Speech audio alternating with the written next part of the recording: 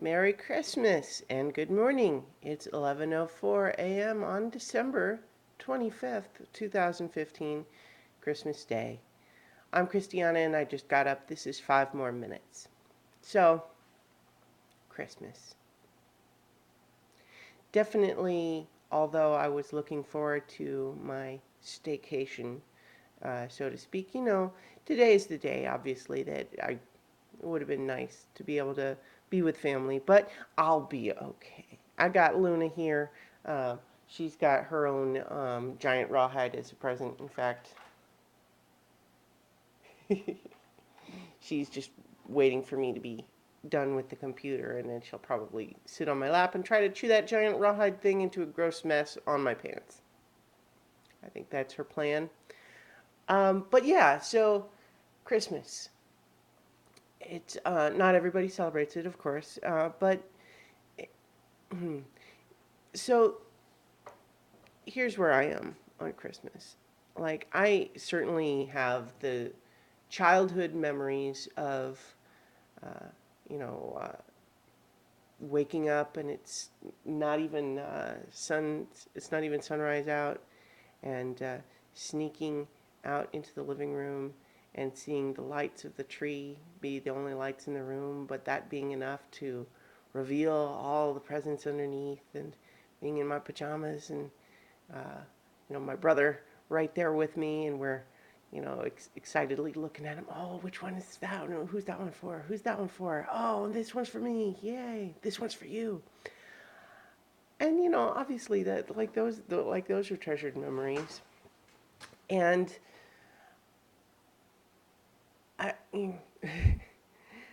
if I seem hesitant at all, it's just because I know that like some of what I'm about to get into is sensitive for some people.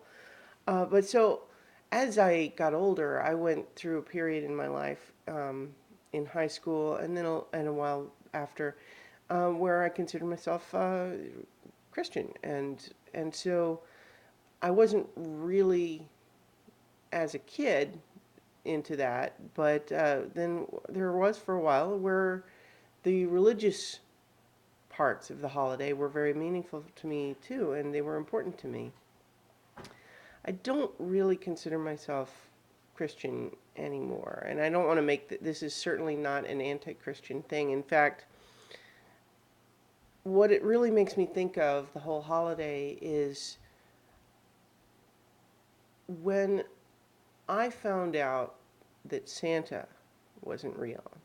I thought that the way my mom explained it to me really, I really liked it, and it kind of resonated with me, and it has continued to do so over the rest of my life, in fact. Because what she was saying is just because Santa isn't a physical person who is really coming down your chimney and leaving those presents doesn't mean he's not real. Because real can mean a lot of things. Because if Santa is a story that people think about and enjoy and treasure, and the existence of Santa as a story makes a difference in people's lives, then who's to say that's not real?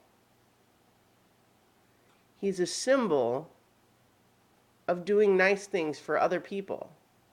And it's a story that makes people happy, and it's fun, and it can inspire people to be better than they are. And that's wonderful. And that's that always just resonated with me. And so as I've kind of moved away from thinking of myself as religious, I still would probably put myself in the agnostic camp. I don't I don't know anything for a fact. I mean, nobody does really, but I've come to think of the religious elements a bit like with Santa, in the sense that I'm not sure I think that it's real in terms of actual factual history and all of those things, but as a story, it can still be meaningful and still make a difference in people's lives in a positive way. And I think that's wonderful.